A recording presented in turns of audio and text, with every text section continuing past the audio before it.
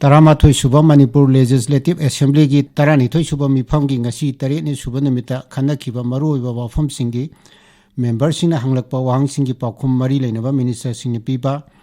Select committee दा थादखिबा Manipur liquor prohibition second amendment bill 2018 bill number 9 2018 अमसुंग department of tribal affairs and the hills development तगी अरानबा मौंगदा सेल काइथोखिबगी मतांगदा मणिपुर लेजिस्लेटिव असेंबली सेंबा इंक्वायरी कमिटी की रिपोर्ट पिखत्पगी मतम था अहम सांगदोकपदा हाउस की अयाब लौबा अमदी तोंगान तोंगानबा डिमांड तरुक की अपुनबा सेंफम लुपा कोटी लिसिंग तरे यांखै तरे खरै हेनबगी सेंफम खनने नदुना पास तौखिबा अदुनी हाइबा याय वहांग पाखुंगी मतमदा लंगथबाल असेंबली कॉन्स्टिट्यूएंसी की एमएलए श्री कराम श्याम सिंहना हंगबा वहांग अमगी पाखुमदा works minister Shri TS Biswajit ना हाई नेशनल हाईवे चामगा अनि इम्फाल मोरे लंबीदा किलोमीटर 400.400 किलोमीटर 413.00 सेमनबा अमसुंग पाकथोकनबा ministry of road transport and the highways ना सेंक्शन तौरले मणिपुर यूनिवर्सिटी की गेट कांचीपुरदगी लिलोंग थोंग असी मसीगी सरुक अमनी हाइरिबा थबक असी था 19 की मनुंग लोइसिंगदबनी रूरल डेवलपमेंट अमदी पंचायती राज लोइसंग मरी लेनना नंबोल असेंबली कॉन्स्टिट्यूएंसी की एमएलए श्री एन लोकेन सिंहना हंगबा वहांग अमगी पाखुमदा रूरल डेवलपमेंट अमसुंग पंचायती राज की थौसु पुरीबा श्री टी एस विश्वजित सिंहना हाई हौखिबा सेंबा सही 2013-13 लिसिंग 2053 फावबगी मनुंगदा PMAYG स्कीम की मखादा युम 19,19,790 सानब अलॉट तौखरे मसीगी मनुंगदा युम 19,19,955 साब हौखरे अदुगा युम 10,10,90 साब लोइखरे सेंबा सही 2010 कुमाथोइदा युम 13,5,992 सानब पांदम थंबदा युम 13,992 सानब सेंक्शन तौखरे PMAYG स्कीम की युम अमा साबगी ममल असि लुपा लाख 1,50,000 हाइखी खांगाबोक असेंबली कॉन्स्टिट्यूएंसी की एमएलए सूर्य कुमार ओक्रमना हंगबा वहांग अमगी पाखुमदा पंचायती राज अमदी rural development minister TS Biswajit हाई Mahatma Gandhi national rural employment guarantee scheme की मखादा खुसुमन अमसुंग मेटेरियल कंपोनेंट की सेंफम पिथोकदब वाली एडमिनिस्ट्रेटिव डिपार्टमेंटना मसी पीबीनबा ministry of rural development proposal अमा थाबदगी लुपा करोड़ 4.3 थादोरकले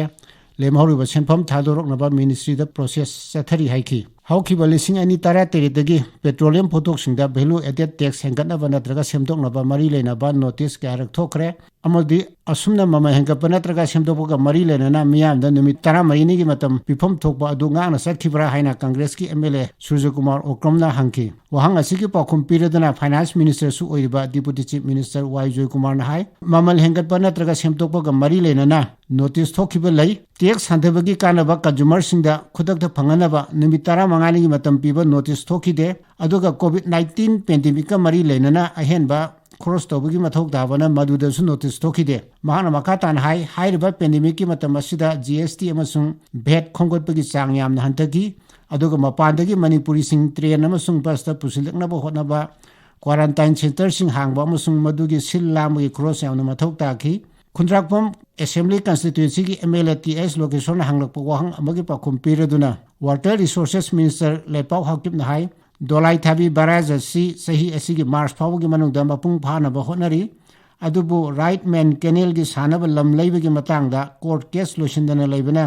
कैनेल सिंग असी मपुंग फाना चलाइबा ngамद्री महान मखातान हाई राइट मैन कैनेल की पीफम थोकपा मियोई चनी निफुंदगी कंपेंसेशन के सेंफम लुपा करोड़ 9,59,19 असी डीसी इम्फाल ईस्ट के डिपोजिट तौखरे पतादा चनी 9,59 की कंपेंसेशन लौखरे पतादा 13 की कंपेंसेशन दी कोर्ट केस लेबना लौदना लैरी श्री लोकेश्वर की मखाता वहांग की पखुमदा मिनिस्टर लेपाव हाकिबना हाई लफम सिंगी ममल तोंगान लेपना थौनबा लफम की अहेनबा ममल पियु हाइदुना लौबु सिंगा हाइबदगी पतादा 13 कंपेंसेशन लौदना लैरी मसी ऑनरेबल मेंबर मतेंग पांगबीदुना कंपेंसेशन लहलबदी अथुबु मतमदा राइट विंग कैनेल की सरुक लोइसिंदना मियामदा कानबा पीबा ngamgani वहांग पाखुंगी मतुंगदा ngasi gi onedi 0 hour की मतमदा मेंबर सिंगी वफम अमता पुखलखिदे लोइनाना कॉलिंग अटेंशन मोशन सु लाखिदे तुंगदा फाइनेंस की थौसु पुरीबा deputy chief minister Y Joy Kumar ना डिमांड तरुक हाउस पुखुतना पास तौगिनबा थंखी ngasi फाइनेंस मिनिस्टर ना पुखलखिबा डिमांड सिंग अदुदी demand number 15 consumer affairs food and public distribution की लुपा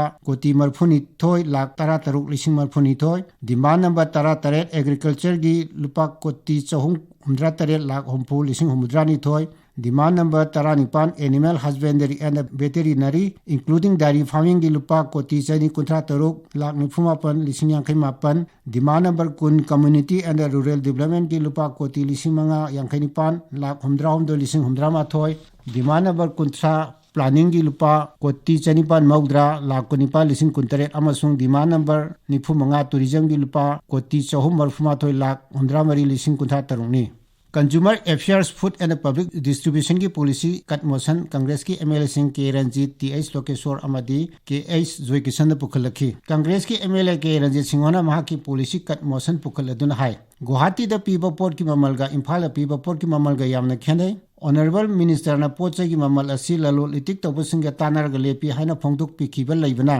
गुवाहाटी का ममल यामना खेनरिबा असी ललोल इतिक तबसिंग मानरगा तौरिबरा महान मखा तान हाई पेंडेमिक थेंगना लेबाक सिनबा थुंगना लॉकडाउन तौखी हाइबा मतम असिदा PMAJY की मखादा लेबाक असिगी मियामदा प्राइम मिनिस्टर ना लेमना चेंग फंगनखी स्टेट लेंगारसु अप्रैल थागी चेंग लेमना फंगनखी तुंगदा केप एंड PD दगी ओपन मार्केट सेल की मखादा चेंग लेरगा फंगनखी मसिसु था अनि पीरगा लेखरे लॉकडाउन मतमदा कैथेल फंगबा यादबा लेंगांग इशु तौबा चेंग किलो यांखै की बेगता लुपा लिसिंग अमगा चंगा चतुकते फंगी अदुगा नवेम्बर थादगी लॉकडाउन लैत्रबा मतमदना बेगते लुपा 2,500 फंगी मसी करीगिना मसी की पकुम पामी हाइखी पॉलिसी कट मोशन खनबा अदुदा सरुक यारुदना कांग्रेस की अतोपे एमएलए T.H. लोकेश्वर ना हाई नेशनल फूड सिक्योरिटी एक्ट की मखादा कार्ड पीबदा लेंगा के थबक तब मियोय कया अमा यावरे हाइदुना कार्ड सिंग लोइना खोंगतखरे हौजिक नौना साबा लोइसिलक्लबसु आधार लिंक बैंक लिंक चिंबा तौरी हाइदुना पिथोक्तना लैरी अदुना रेशन शॉप तौबसिंग दा खुदोंचादब यामना मायोकनरे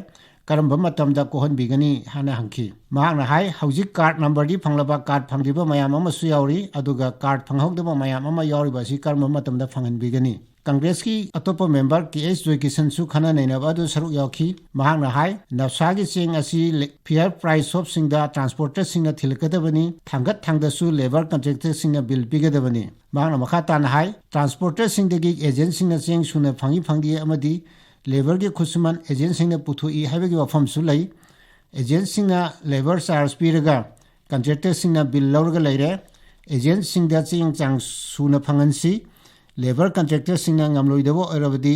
फेयर प्राइस शॉप सिंग एजेंट सिंगदा खुसमान फंगनसी मेंबर सिंगी पॉलिसी कट मोशन सिंगी पखुम पीरदुना केप एंड PD की मिनिस्टर श्री थोक्सोम सैतरब्रतन हाई पोर्ट की ममल वांखलपा हाइबसी यामना नुंगनानिंगाई ओय अदुमकपु गुवाहाटी का इम्फाल का पोर्ट की ममल खरदी खेनफम थोई ऑनरेबल मेंबर ना पुखपिरक्लिबा ममल की चांग अदु यामना खेनबना पुंगनिंगदा लांगथकनबा अमदी पोई अदुना state level price fixation committee की मिफम अमा पांगथोक्तुना मधु यंगसनबा होनजगे अदुगा मधु मीडिया की खुथांगना मियामदसु योहनबा होनजगे कैथेलदा नवसागी चेंग फंगी हाइबगी मतंगदा सेंगदोक्लदुना मिनिस्टर ना मखा तान हाई डिपार्टमेंट की माइकईदगी चेंग योंथोकपगी वाफम अमता लेते अरानबा तौबसिंग थिदोकपदा ऑनरेबल मेंबर ना सुमतेंग पांगबियो कार्ड की मतंगदा कांग्रेस की एमएलए श्री T.H. लोकेश्वर ना हंगको वाफम की पाकुम पीरदुना श्री थोक्सोम सैतरब्रतन हाई कार्ड सिंग आधार लिंक तौबा हाइबसी यामना मथौ ताई कार्ड पिथोक्ते हाइबदो यंगसिनबा यानाबा ऑनरेबल मेंबर की मिहुत अमतंग थाबिरक्तुना यंगसिनमिनसी श्री जोयकिशन थांगलोको वाफम की पाकुम पीरदुना केप एंड PD मिनिस्टर ना हाई डिपार्टमेंट की माइकईदगी चेंग वाना पीबा लेते अदुबो वाना फंगी हाइरबनिना नुंगाइतबा पोई करी तौबा याबगी हाइबदो यंगसिनजगे मखाता वाफम ओइना के रंजित सिंहना state level price fixation committee की मिफम कर्म मतमदा फंगनी अदुगा पोचगी ममल दुकान सिंगदसु थेलन बिवाइकी मसीगी पाखुम ओइना श्री सैतरब्रतन हाई प्राइस फिक्सेशन कमिटी की मिफम अदु डिपार्टमेंट का तानरगा लेपथोलबा मतुंगदा मेंबर दा खंगलके अदुना कट मोशन हंदोपिदुना डिमांड असी अमतोइना पास तौमिनसी मणिपुर की तोंगान तोंगान मफम सिंगदा लैबा लफम सिंगदा युमकै साजलकपा मियोय 948 दा शोको नोटिस थाखरे मियोय 13 दा इविक्शन नोटिस पीखरे हाइना एग्रीकल्चर की डिमांड खानबदा हाउस की लीडर सु ओइरिबा चीफ मिनिस्टर N. बिरेना एग्रीकल्चर मिनिस्टर की मतेंग पांगलदुना हाइखरे कांग्रेस की एमएलए के रंजित ने पुखलकपा वाफम अमगी पाखुम पीरदुना चीफ मिनिस्टर ना हाई लमदम असिदगी लफम कंदबा यादी हाइबगी वाखलोंदा conservation of paddy land act 2014 असि सेमखिबनी अदुबु एक्ट असिदा अहोब खरा यावबदगी चराक पीबगी तांकक असि नौन हापसिल्ले चीफ मिनिस्टर ना मखाता ना हाई हौजिक फावदा लफम सिंगदे युम कै साजलकपगी मायोक्ता कचिंग डिस्ट्रिक्ट मियोय 102 बिष्णुपुर डिस्ट्रिक्ट मियो यांखै तरुक थौबाल डिस्ट्रिक्ट मियो चाम हुमद्रा इम्फाल वेस्ट मियो चमरी निफु तरेट अदुगा इम्फाल ईस्ट मियो चनी त्रातुक सो कोज नोटिस थाखरे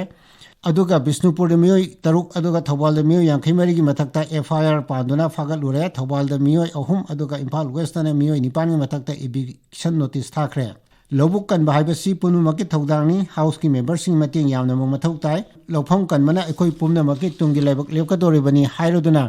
लाइबाक की चौखट थौरांगी थबक पाइखटपदा लौफम सोहंदना चिंखोंग चिंयादा पाइखटनबा मेंबर सिंह हौदोक पिरकपा अदु तारामना ओई हाइनसु चीफ मिनिस्टर मखा ताकी युम कई साबा मतमदसु लम्मांगदनबा क्वार्टर टाइप साबगी महत्ता वांखटनबा मोंगदा साबा हौरे मेंबर सिंह थेंगनरिबा खुदोंचादबसिंग अदु पाउ पिबिरो हाइना चीफ मिनिस्टर हाइकी चीफ मिनिस्टर के सेंगदोक वारोल तारबा मतुंगदा कांग्रेस की MLA के रंजितना चीफ मिनिस्टर की पुनिंग सिंथिलेदुना हाई हौकिबा लिसिंग अनी की ममांगदा साजिन खोचिन तौबसिंग फाइन सिंगबा तौदुना अयाबा पिरबसु लिसिंग अनी तरामरी की मतुंगदा साबसिंगदी पेडिलेंड कंजर्वेशन एक्ट की मतुंग इना चराक पिगनी हाइना हाउस लौथोकपियु श्री रंजित की पाखुम पिरदुना चीफ मिनिस्टर हाई पेडिलेंड एक्ट असि की मतुंग इना कनागुमा मियोय खरदी लौफमदा युंकै साबगी अयाबा पि अदुगा चराक पिबगी मतंगसु यावरी मसीगी ममांगदा एग्रीकल्चर की डिमांड खानाबदा कट मोशन पुखलदुना कांग्रेस की MLA के रंजित हाई सिंगापुर दा लैंड यूज पॉलिसी थमदुना प्लानिंग थिना तवी मणिपुर दा land use policy लेतबगुम Tawi अदुना लबुक कनबा ngamdabagi फिबम अमदा लै मणिपुर दा लरिबा अयाम लबुक सिंगदा युंकै साजिलक्तुना लौफम सिंग मांगसिलकले मतम खरगी ममांगदा एग्रीकल्चर डिपार्टमेंट की मियोय सिंग यावबा हाई पावर कमिटी अमरा सेमदुना लौफम मांगदनबा होनखिबा अदु हौजिकति मथौ तौदबगुम तौरे लौ सिंगुबगी डिमांड खानाबा अदुदा कांग्रेस की MLA सिंह थोक्सोम लोकेश्वर अमसुंग के मेघसन सरुक याखी